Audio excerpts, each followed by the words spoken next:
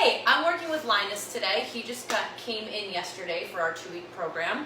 Linus is a very, very sweet guy, but he's way over the top with his behavior as far as just the arousal and exuberance, and he just is like a ball, a wrecking ball, more appropriately, full of energy. So one of the things that we want to teach him specifically is about thresholds and his crate, and to not come barreling out of his crate when we're trying to open the door and get him ready to go outside. So this would involve putting any sort of equipment that you're going to be using on him, as far as a collar, a leash, your e-collar, anything like that. You want your dog to be nice and calm in the crate, so you are able to get that stuff on them and also have them politely come out, and you're not sitting on the other end getting run over by a dog. So this is something that our dogs use. If you crate your dog is in and out of the crate multiple times a day. It is multiple times that you are able to teach your dog how to behave around these thresholds, because this door is a threshold. Don't come running out just because I opened it. Wait for me to allow you through. So he has his e-collar on already. I'm going to put his slip lead on so we can walk him over to the training floor and get to work with him on some other things. But I just want to show you how we go about creating this boundary with a dog that is fresh here and doesn't necessarily have those behaviors instilled yet in their repertoire. So I'm going to turn the camera down. So I have a couple different things that I can use. I can use the door to let him know that this boundary is not okay to pass, and also my e-collar. So basically what I'm going to do is anytime I'm going to close the door in this direction, so that would be really good if you don't have the e-collar yet on your dog, but you can also add the e-collar in as if the door is also creating that pressure that they feel through the e-collar. So you're adding a little boost, if you will, to all of these different environmental situations that your dog should have a healthy caution for. I don't want my dog to be freaked out about going in and out of this crate, but I want them to have a healthy caution about doorways and to not just come barreling through. Because if this is a door to go outside, you don't know what's on the other side. There could be, a car in the street that's going to hit them. There could be another dog.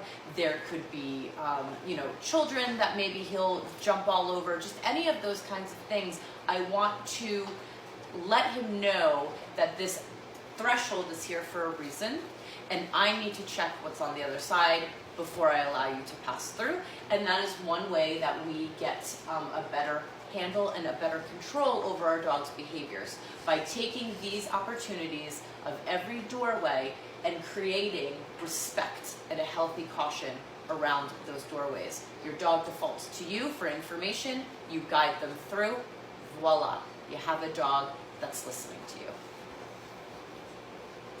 All right, so I'm going to open the door, and you can see he's already ready to go. Good. So we've done this a couple of times. I'm going to put the leash on him, but this is going to create another situation where the leash means we're going somewhere. So no. Good. So all I did was say no. I hit the e-collar button. We're on a level 9 right now, and guided him back in with the leash. So now I'm going to step away again. Just because there's a leash and just because the door is open does not mean he can come rushing out. He's going to grab his toy just because. So I'm going to tell him to drop. Nope. Drop. Good. Nope. So you can see, no, drop. You can see how the toy is actually working to amp him up, right? So, and that's one of his food toys that they get fed out of, but you can see how, no, good, how that is amping up our dog. So we want to make sure that these things are addressed and removed if necessary to make it easier for him. The more that he patterns this behavior, the better he will be about this exercise. So again, I'm gonna step away. That is not an invitation for him to come running out. Good. Let's go. Good boy.